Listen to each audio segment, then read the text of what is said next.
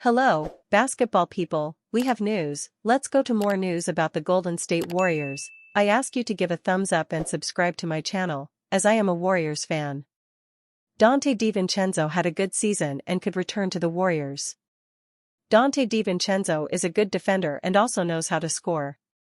The 28-year-old's future is again facing some uncertainty. After beating the veteran Los Angeles Lakers and Golden State Warriors on the way to the Western Conference Finals, the Minnesota Timberwolves now find themselves with plenty of roster questions to answer this offseason. With key rotation pieces Naz Reid and Nickeil Alexander-Walker set to become free agents, the Timberwolves are under the pump financially even before they consider a blockbuster move for former Warrior forward Kevin Durant. Minnesota's decision-making could open the door for Golden State to take advantage, with the franchise urged to consider a trade that would reunite them with former guard Donte DiVincenzo. Donte DiVincenzo's future with the Timberwolves is up in the air.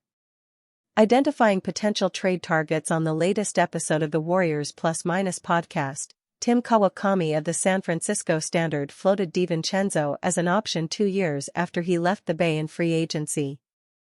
Perhaps more intriguingly, Kawakami seemed to suggest that some changes at the franchise over the past 24 months may make DiVincenzo more open to a reunion than he was after his lone year with the team. "There's some people he probably wouldn't have wanted to be back with who are no longer on the team," Kawakami said. "He could fit as a third guard, I don't know if that's someone they're looking at for sure." DiVincenzo joined the Warriors after their 2022 championship and successfully rehabilitated his value, signing a 4-year, $46.9 million deal with the New York Knicks 12 months later. Following a career-best year where he hit the third most threes in the league, the 2021 NBA champion found himself part of the blockbuster Karl-Anthony Towns trade just before this season.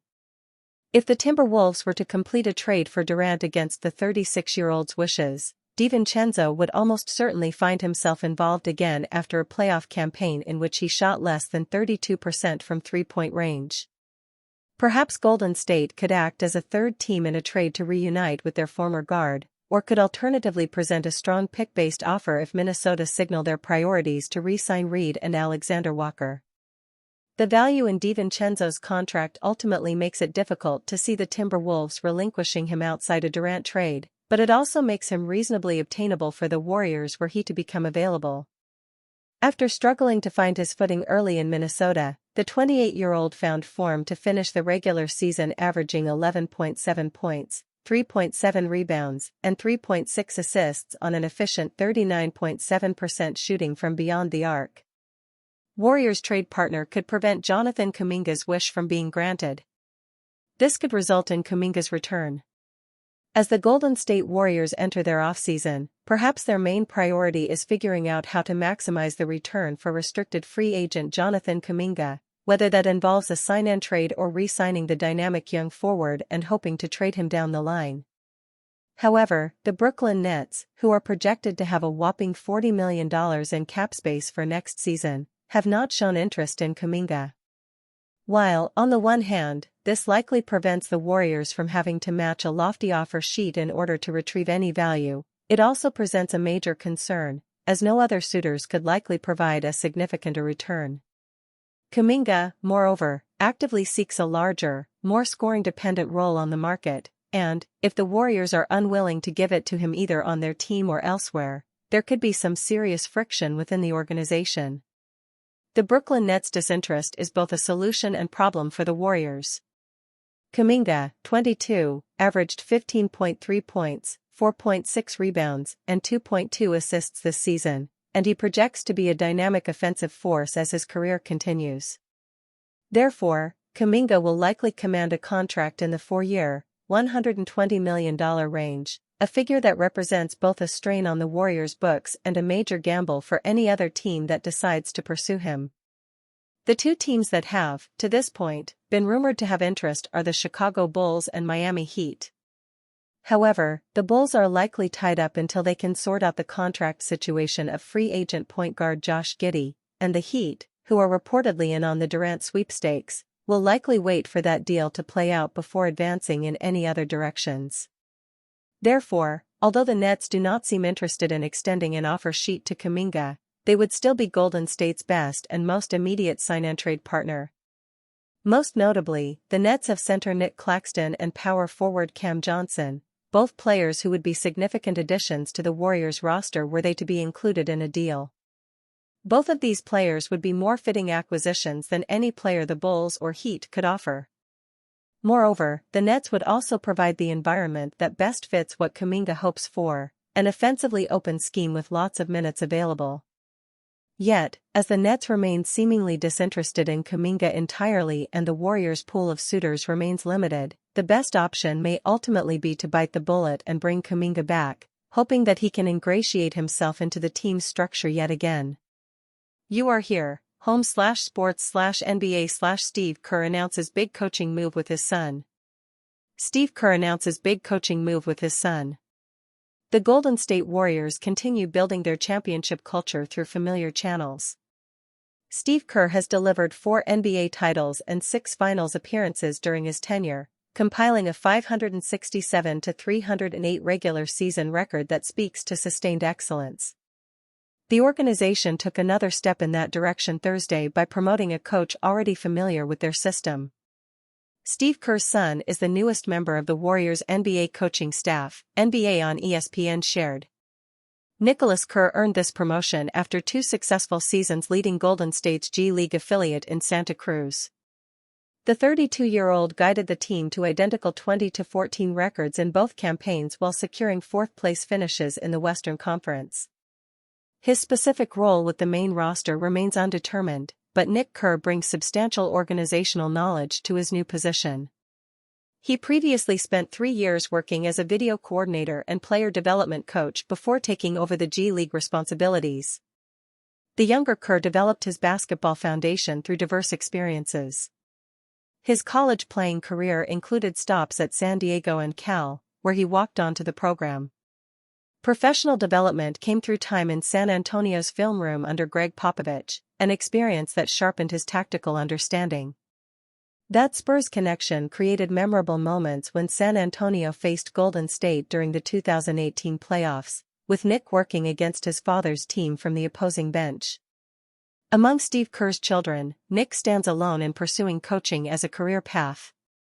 The Warriors now have another Kerr contributing to their pursuit of championship standards, though his next assignment will determine how quickly he impacts the main roster.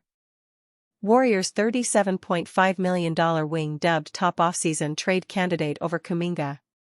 The Golden State Warriors went big game hunting ahead of last year's midseason trade deadline, bagging Jimmy Butler from the Miami Heat and placing the forward in Chase Center alongside 2-time MVP Stephen Curry. Over the next several months, the Warriors are likely to head back into the wilds of the NBA trade market in search of another superstar catch. The Butler deal resulted in a run through the first round of the playoffs, which may have gone further had Curry not strained his hamstring in Game 1 of the second round. Golden State eventually fell to the Minnesota Timberwolves in 5 games, and that was that. Curry and the Warriors front office have both since acknowledged publicly that the team's remaining championship window is likely 2 years. That spans the exact length of the remaining contracts of Curry, Butler, Draymond Green and head coach Steve Kerr. But whether Golden State has the makeup of a true contender as the roster now stands is a matter of considerable debate. Insiders around the league expect the Warriors to be aggressive in the pursuit of a player on the level of Kevin Durant, for whom they tried to deal in February, or Milwaukee Bucks big man Giannis Antetokounmpo, who could be on the market this summer or ahead of next year's midseason deadline. Making that kind of deal could require Butler's salary, though it will be complicated regardless of the pieces Golden State might include. Dan Favale of Bleacher Report on Friday, June 21, suggested that wing Moses Moody is the most likely trade chip in the Bay Area this summer, as Jonathan Kuminga's situation makes him a more likely candidate for a sign-and-trade deal early next winter. Moody's contract, 3 years, $37.5 million, is eminently digestible for a 3-and-D wing, and if the playoffs are any indication, he still doesn't have the full trust of Warriors head coach Steve Kerr, Favale wrote. It isn't clear how much standalone value Moody will have if the Dubs shop him. But he's young and cheap enough for teams to envision evolution in a more prominent role, and Golden State has other assets to attach if the right target comes along. Why Golden State Warriors trade for Pascal Siakam failed. They had to trade two players they wrongly kept. The Golden State Warriors could have added Pascal Siakam to their ranks, but chose to keep two players who ended up leaving anyway. Pascal Siakam has been on a generational playoff run this year. Despite winning an NBA championship and earning All-Star honors with the Toronto Raptors, Siakam hadn't been considered a star-level player. But this year, with the Indiana Pacers, Siakam is reminding fans that he is no flash in the pan. Many believe he has been the Pacers' best player during this run. In Game 6 of the NBA Finals, Siakam put the Pacers on his back, leading them to a brilliant win to extend the series to 7 games. This was his mission from the start of the season. In fact, Obi Toppin revealed Siakam invited the Pacers players to his house for a meeting last year to set the tone for the year to come. Had things gone differently, Siakam could have been doing the same on the Golden State Warriors. But the Warriors passed on that opportunity for a few different reasons. Golden State Warriors had opportunity to trade for Pascal Siakam last year. Last season, as the Golden State Warriors looked to fight for a playoff spot, they were considering making some changes to their roster. NBA insider Mark J. Spears proposed the Warriors potentially trading Andrew Wiggins and Chris Paul for Pascal Siakam in January of 2024. I like a potential Pascal Siakam trade. The Warriors definitely need a number 2 scorer. He could be that. He's had a great season. To do that, though, it's going to hit you. You're probably going to have to trade Kuminga to do that.